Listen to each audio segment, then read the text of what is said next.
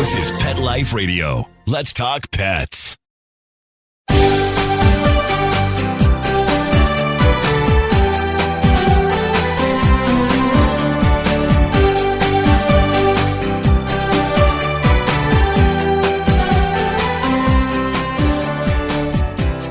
Hello and welcome to Working Like Dogs on Pet Life Radio. Thank you for joining us and for following Working Like Dogs on Instagram and Facebook. We're your hosts. My name is Marcie Davis, and my co-host is my amazing service dog, Lovey. And we're so excited to be with you today to talk about, as you know, our favorite subject, working dogs and working animals. And today we're super excited to have the expert analyst of one of our favorite shows, NBC's National Dog Show.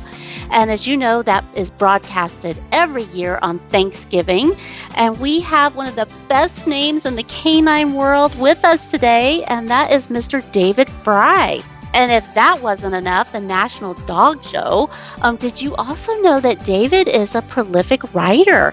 And he actually is the founder of the nonprofit Angel on a Leash. And he's just got so much history with the service dog world. And he's here today to talk with us about another awesome activity that he's chairing, and that's the National Dog Show Therapy Dog Symposium, which we really want to hear all about. And this year it's going to be virtual, which will give the opportunity for a lot more people like myself to participate. So come back after these quick, important messages from our sponsor, because we have so much to talk with David Frei about today. So come right back. Are you listening to this right now with a cell phone clenched between your teeth as you frantically flip pages on your paper calendars? Or are you a new breed of groomer, bred for speed and efficiency of movement? 123 Pet software automates your communications, doing the reminding, confirming, thanking, and marketing for you. 123 Pet centralizes your schedule, employees, clients, inventory, and more. 123 Pet is the business management software you need. Start minding your business today. Visit 123petsoftware.com. Let's Talk Pets on PetLifeRadio.com.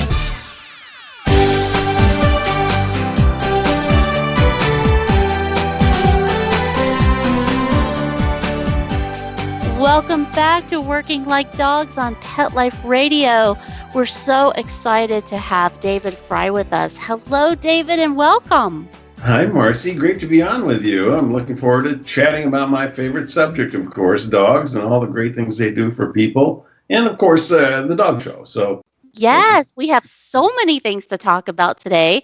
I am a huge fan of yours and the National Dog Show. I feel like I have Thanksgiving with you every year, David. It is such a part of our family tradition.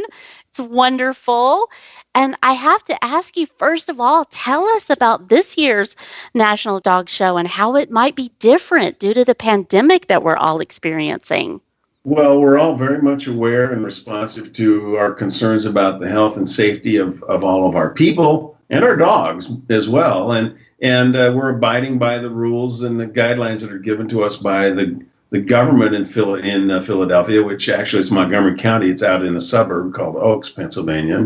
And that includes no spectators. It includes a limit on the number of people that can be in the building at any one time.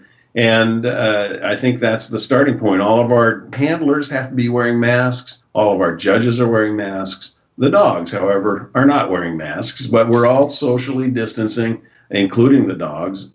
And we think when the dog show finally gets to television, you're not going to notice much of a difference in terms of the competition. You're going to see and have fun with our cutout audience. Cutouts, just like they have at sporting events all year round. And my own cutouts are sitting behind me. These are my dogs that were actually in T-Mobile Park all summer long for the Mariners, the Seattle Mariners, and we just got the cutouts back. So we think you'll notice some differences, but I think when it comes right down to it with the dogs and the competition, it'll be pretty much the same old National Dog Show now in its 19th year.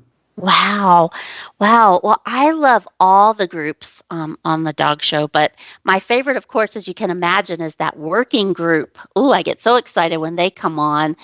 Is there anything we should be keeping an eye out for in that working group? this year, David, that you can share with us? Any thoughts about that? Well, we have 3 new breeds this year, and one of them is in the working group, and that's the Dogo Argentino, which is a hunting dog that's bred. It's a substantial dog, and it's because it's bred to hunt wild boar and cougar, puma.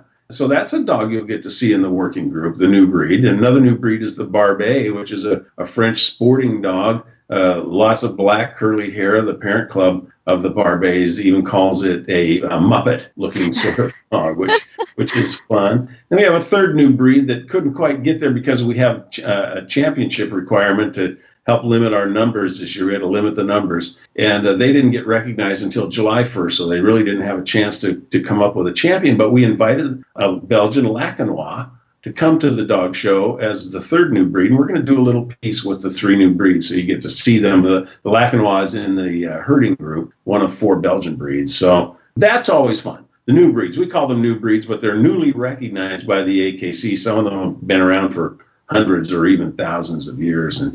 And we love being able to share these new dogs, the new breeds, and along with all of our other breeds. I think that's part of the beauty of our show is we're educating people about what dogs were originally bred to do and what their temperaments and personalities and needs are, in case you're thinking about adding one to your family. Yeah, I know. I love all of that information that you provide every year. I learned so much when I watched the National Dog Show about the breeds. How many breeds are there now, David? Well, officially recognized by the American Kennel Club, there's 208 breeds and varieties that are eligible for competition. And a variety is a division of a breed that's based on coat, color, or size. Like there's 3 different sizes of poodles: the toy, the miniature, and the standard, for example. And they compete separately. Even though they're all the same breed, they compete separately in advance if they win. So we have 208 of them, and actually we have 178 at our show, which is amazing considering we had a 600 dog limit for the entry because of all of our requirements in terms of capacity of the venue and things. So we've got a great selection of dogs for you to see, and you'll see most of them. You'll see all of them on Thanksgiving Day, some more than others. That's incredible. I can't wait.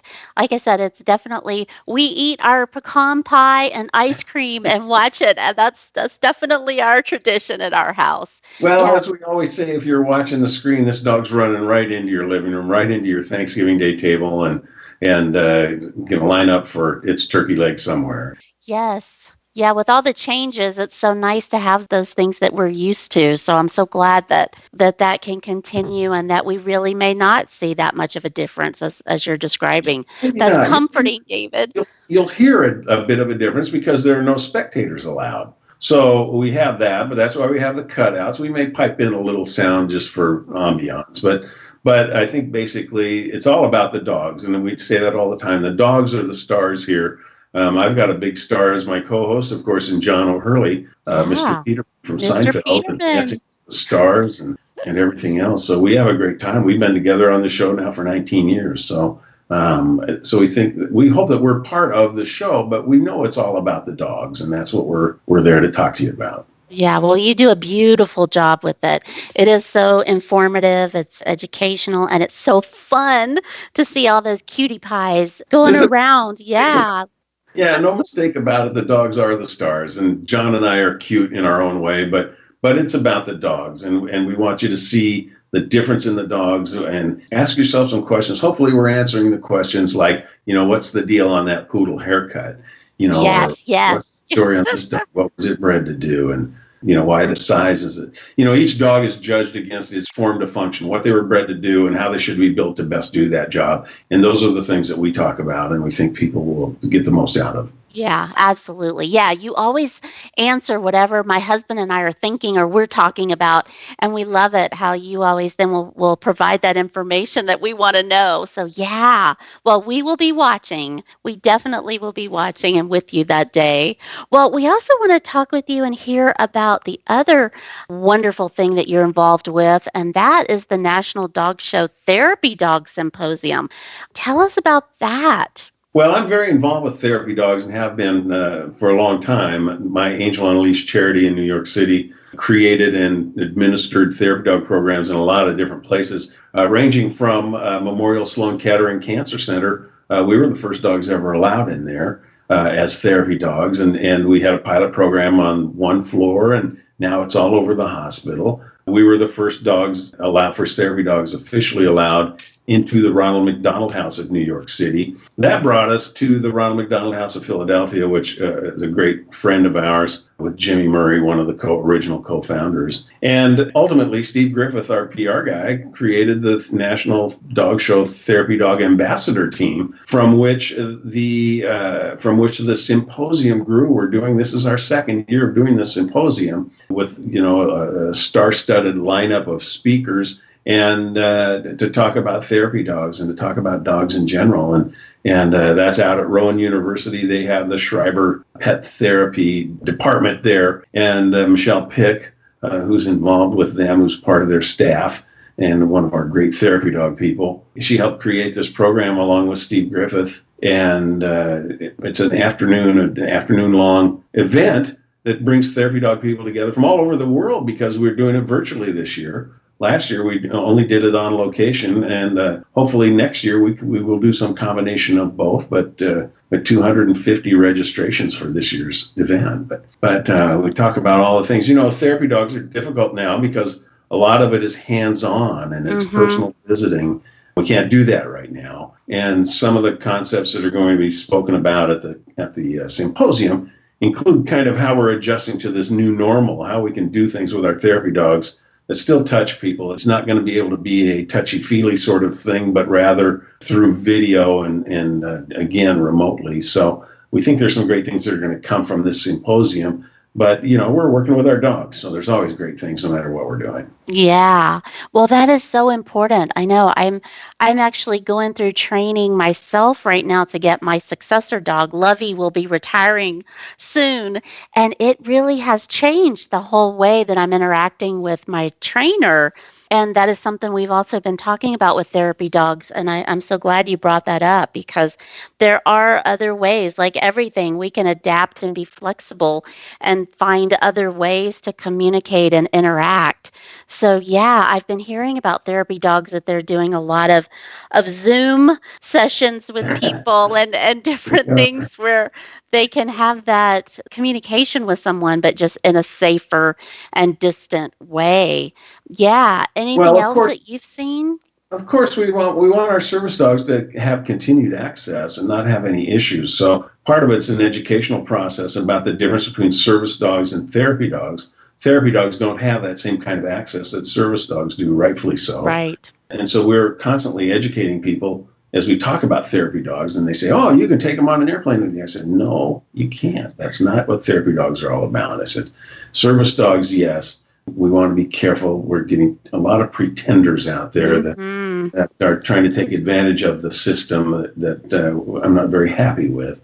But there doesn't seem to be much we can do about it just yet. You're in the middle of that, so you would well understand some of the challenges. Absolutely. It's a huge issue. Some of those challenges are multiplied by the fact that there are people out there who don't deserve that access, who don't have legitimate service dogs but claim they do, and that kind of takes away from your rights. And we know that we're out there battling for you and Lovey as well as the new dog, and we will continue to do so. But our whole thing is about dogs and what they do for the people that they're with, whether they're service dogs or therapy dogs. It is, it all comes together at the end. Yeah, and it is so important that everyone really have that understanding, just as you said. That's an excellent point about what a dog's job really is and what's appropriate for them and how they do or do not have public access. And people really are confused about therapy dogs and what their rights are, really.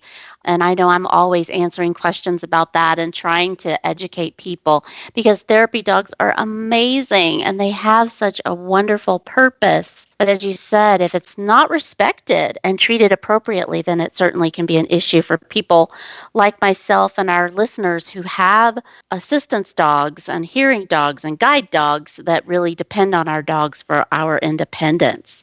So yeah, I just love that you're such an advocate for all of these different types of dogs and their important roles that they play. to speak about service dogs and to speak about working dogs and the great things that they do. One of our speakers at the symposium is Dr. Cindy Otto from the University of Pennsylvania Vet School. She's overseeing and training and creating a whole new program with dogs that are COVID-19 alert dogs. Yes, so cool.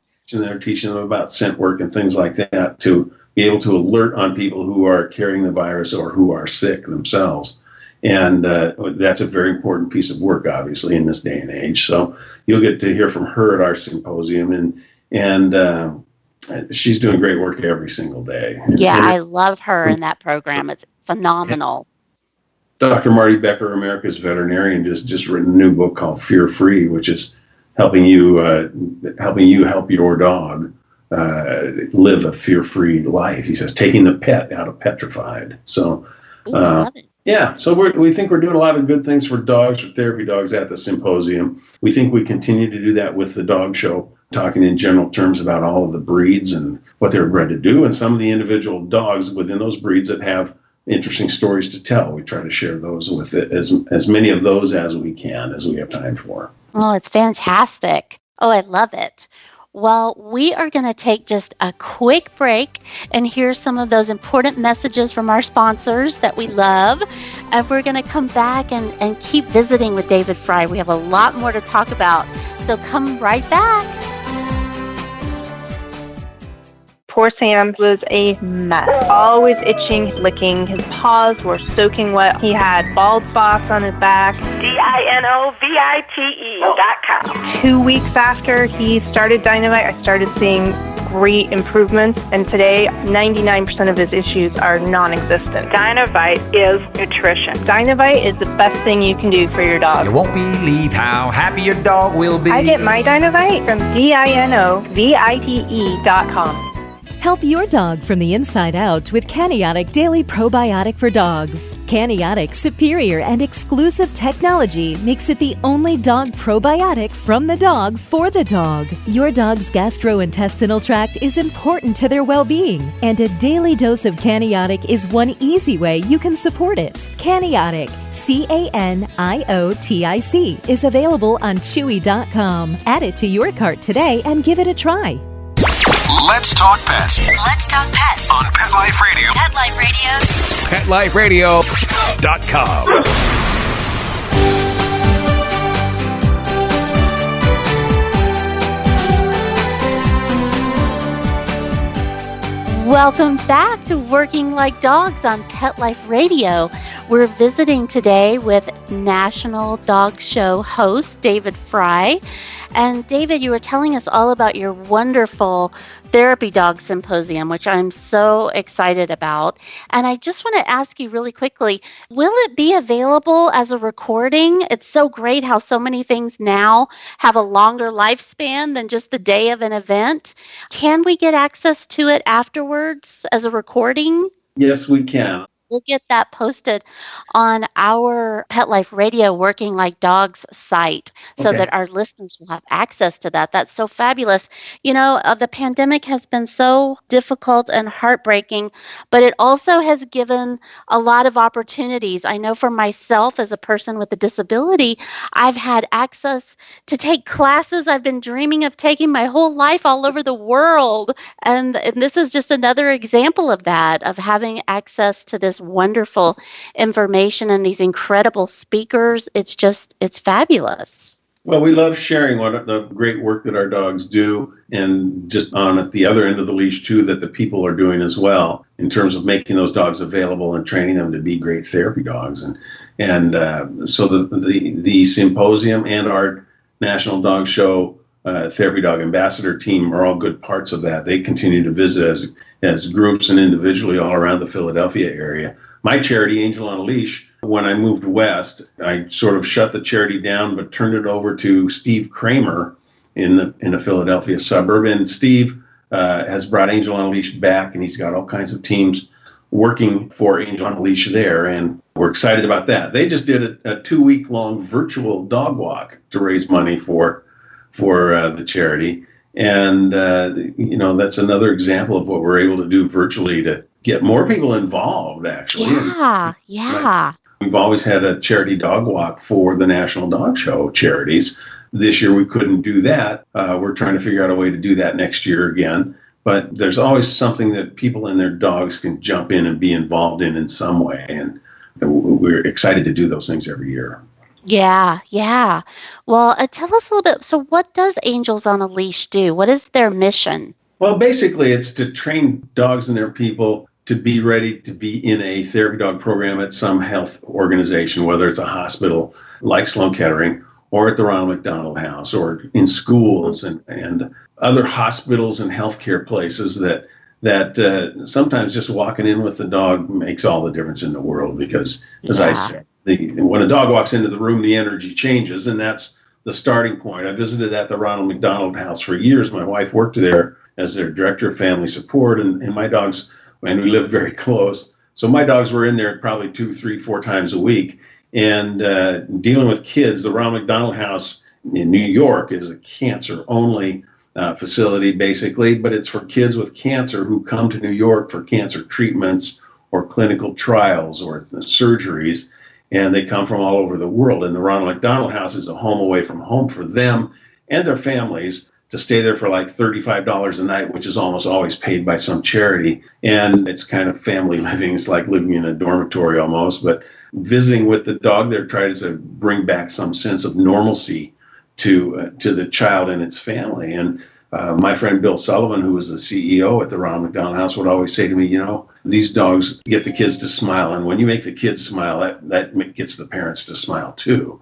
Yes, it does. Yeah, and it's a big part of the treatment. I mean, dogs, we've shown that interaction with dogs lowers your blood pressure, lowers your heart rate, lowers your respiratory rate, increases the flow of the good hormones, and just generally can help the healing process by making you feel better. And we're not healers, but we're dealing with some of the symptoms that happen that in some way doing those things helps. So we go all over the place doing things, and it's all over the country. When I had Uno, I did Westminster on television for 27 years, and when Uno won Best in Show at Westminster in 2008, I think we went around the country doing all kinds of things, just as the fact that he was the winner. And when we would hit a city, we would almost always visit the Ronald McDonald House in that city. So I trained Uno to be a therapy dog and had him. I was his partner, and we went a lot of places and did a lot of things together. So yeah. It's a gift to the people that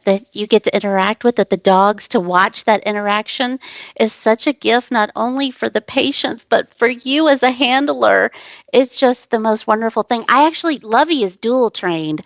When I got her as a service dog, I actually went through the training to get her trained as a therapy dog as well. And it is so lovely to see that. My friend Mike Lingenfelter, who had Dakota, first got Dakota as his own personal therapy dog to help him get out of the house, and he had a heart issue. The dog helped him get out of the house and exercise as a therapy dog. And Mike got involved with therapy dog work because he couldn't work because he had an unstable angina attack too often. It was like a heart attack almost. And after having the dog and being involved with therapy dog work, the dog started to alert on him every once in a while. And Mike didn't realize at the time. He thought the dog was acting up, and that made Mike upset. Well, what he figured out finally was that the dog was alerting on him 10, 15 minutes before he was going to have one of these attacks. So it allowed Mike to take his medication in advance and head off some of the worst parts of the attack, and allowed Mike to go back to work and do things. So the dog became, in essence, his service dog. It was a self-trained service dog. So cool. An alert dog. So cool. It is pretty cool. The book is called The Angel by My Side by Mike Lingenfelter and David Frei. And it was an award-winning book. We're proud of it. And it was very nice. I also wrote a book called Angel on a Leash. That's about all my Angel on a Leash and therapy dog work and some of our Westminster adventures in there to talk about how the therapy dogs have affected my life and the people that we touched with our therapy dogs. And we've got a lot of the Westminster winners involved in that as well. And a lot of great things out there that our dogs are doing and that I'm happy to share with people. Yeah. Well, you've just been such an advocate for service dogs and therapy dogs. Really, you were at the very beginning of that, at the grassroots level of that. And yeah, what got you started as wanting to be an advocate for service dogs? Well, when I met Sherry, my wife, she had just quit her high-paying job at Starbucks and working in product development. She had a master's in chemistry, but she was going back to school to get her master's in theology and was writing her master's thesis on animal-assisted therapy. And we got together to talk about that, and eventually, one thing led to another, and as we say on Seinfeld, yada yada, and now we're married and going full speed with all of this therapy dog stuff. But I was sort of her dog wrangler while she was doing her master's thesis, bringing dogs to her presentations and things. But she really got me. I knew a lot about therapy dogs before. That's how she came to me, was that she had heard me talk about therapy dogs on television. But she's the one who got me really involved in the hands-on part of it. And with her two Brittany's, I got involved with them. Ty and I, the male Brittany, visited the Bailey Boucher AIDS Hospice in Seattle. That was our first place to visit, and that's 20 years ago.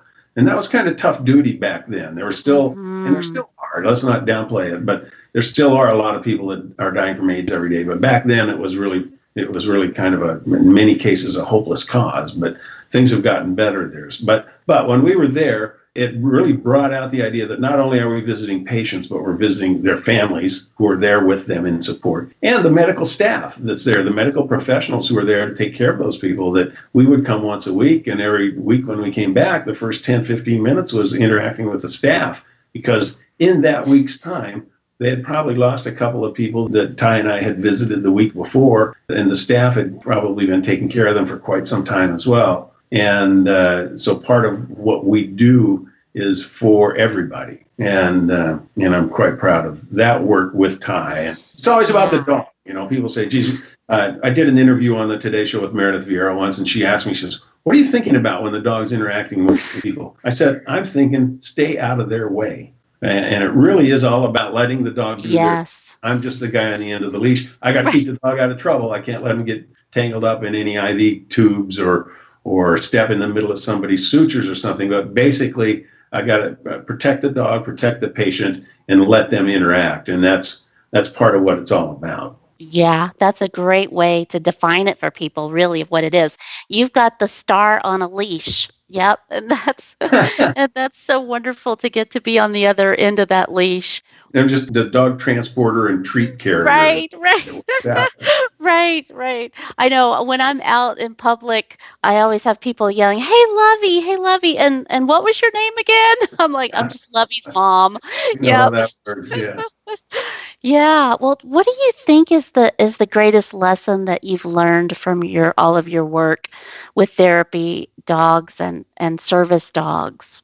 I've learned to be more accepting and more spontaneous and more interactive with people. One of the things living in New York City, I lived on the Upper East Side, and my office at Westminster was in Midtown. And occasionally I would walk. It was a little over a mile to walk to work, and bring one of the dogs with me. And Belle, the female Brittany, who did a lot of travel, a lot of stuff with me, she and I would walk to work, and we'd walk down Park Avenue of all places. And there was a church on Park Avenue that had a courtyard next to it where a lot of people would be sleeping on cardboard in this church courtyard. And we walked by one morning, the very first time this happened, we walked by one morning, and a guy sort of sat up from his cardboard and saw us and whistled at Belle. And Belle's ears perked up, and I said, let's go talk to him. Let's go see what's going on. So we went over and spoke to him and talked about his life and how he, we don't analyze these people, we interact with them.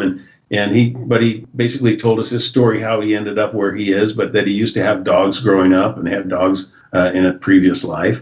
And we would talk, and we would see him, once or twice a week as we were walking. And one day I was walking that route to work without a dog. And I looked over and saw the guy, and I went over and visited with him myself. And it was not about the dog at that point. It was about an act of humanity, if you will. Yeah. That I said, this is something my dog has taught me. And we joke about it, but I think, I used to think, what would Belle do? And Belle would go over and see this guy, so I'm going to go see this guy, and I'll go home and tell Belle that we saw him, and he said to say hello.